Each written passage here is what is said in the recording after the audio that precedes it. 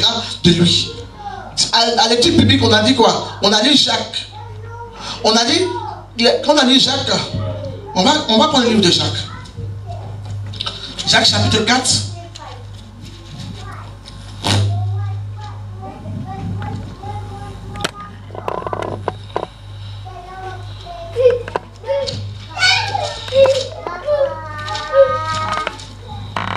Jacques chapitre 4, verset 7. Verset 8, pardon. Oui, qu'est-ce qu'il nous dit? Approchez-vous de Dieu.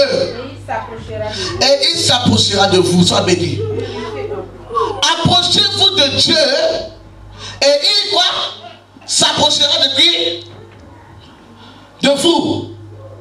Donc, celui qui s'approche de Dieu, celui qui fait l'éternel ses délices, celui qui fait l'œuvre de Dieu, Dieu va s'occuper de lui. Alléluia. Dieu va pouvoir à ses besoins. Tu ne vas jamais souffrir. C'est comme un enfant que tu es en train d'élever. L'enfant, tu veux le bien de l'enfant.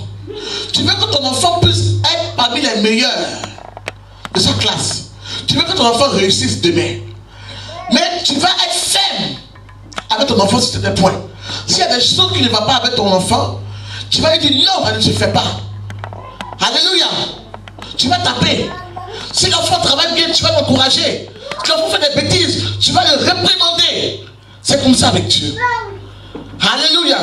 Dieu nous enseigne tous les jours de notre vie. La vie chrétienne est un enseignement daily, tous les jours. Dieu nous enseigne. À chaque chose que tu passes, toute chose que tu travailles, pose-toi la question, qu'est-ce que Dieu veut m'enseigner à travers cela? Qu'est-ce que Dieu veut m'enseigner à travers cette situation? Alléluia.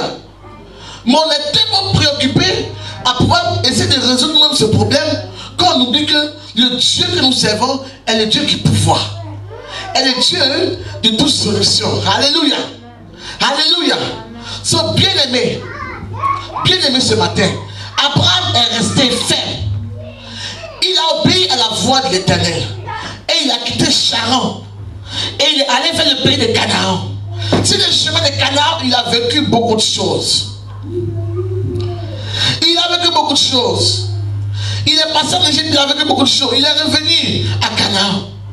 Il s'est séparé de Lot. Il était persécuté par son neveu. Alléluia. La persécution ne vient pas d'ailleurs. Celui même qui a trahi Jésus venait même de qui? Parmi ses disciples. Alléluia. C'est pour t'enseigner que il faut avoir le discernement. Quand Dieu te parle, il faut demander à Dieu qu'est-ce que tu dois faire. Il faut demander à Dieu où tu dois marcher. Il faut demander à Dieu est-ce que c'est le chemin que je dois prendre. Alléluia. Alléluia. Soyons s'il vous plaît, de la parole. J'aimerais qu'on puisse se concentrer. Nous devons demeurer fermes. Nous devons demeurer fidèles à Dieu. Nous devons demeurer obéissants jusqu'au bout. Sur le chemin de Canaan.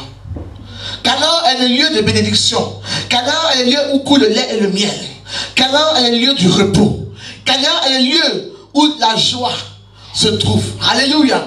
Il n'y a plus de souffrance. Canaan est le lieu de la restauration. Alléluia. Donc pour que tu puisses arriver jusqu'à Canaan, il faut que tous les jours de ta vie, tu puisses demeurer fidèle à ton Dieu. Alléluia. C'est pas ton frère qui va te sauver. Je te dis au Dieu. C'est pas le pasteur qui va te sauver. Ce n'est pas moi, maman pasteur, qui va te sauver. Ce n'est pas ton mari ni ta femme qui va te sauver. Donc si tu te laisses entraîner par ces personnes, au contraire, tu es en train de tarir. Tu es en train de t'éloigner de la main de Dieu. Et quand la main de Dieu s'éloigne sur toi, c'est-à-dire que maintenant tu es exposé au diable.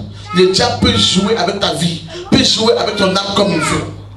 Mais une personne qui demeure fidèle à Dieu, une personne qui est obéissante, une personne qui reste avec son Dieu jusqu'à la fin, de la persévérance, à la main de Dieu sur sa vie.